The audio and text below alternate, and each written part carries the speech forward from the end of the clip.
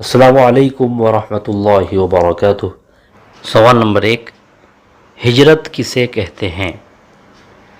اے سیر و سیاحت کرنا، بی کسی مجبوری سے اصل وطن چھوڑ کر دوسری جگہ چلے جانا، سی اپنے ہی وطن میں رہنا، ڈی ان میں سے کوئی نہیں۔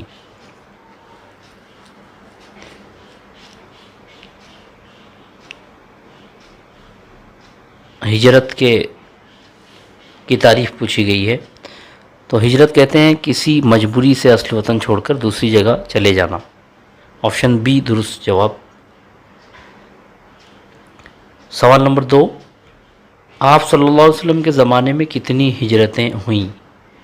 اے 3، بی 4،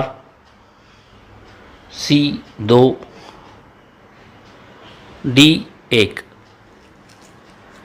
عام طور سے ہجرت مدینہ کے بارے میں سب جانتے ہیں، لیکن آپ صلی اللہ علیہ وسلم کے زمانے میں اور بھی ہجرتیں ہوئیں اور 3 ہجرتیں ہوئی تھیں۔ آپشن اے درست جواب۔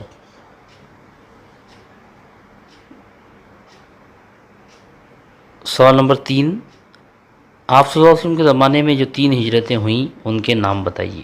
اے ہجرت حبشہ اول، ہجرت حبشہ ثانیہ، ہجرت مکہ، بی ہجرت حبشہ اول، ہجرت حبشہ ثانیہ، ہجرت مدینہ، سی ہجرت حبشہ، ہجرت طائف، ہجرت مدینہ، ڈی ہجرت مکہ، ہجرت طائف، ہجرت مدینہ۔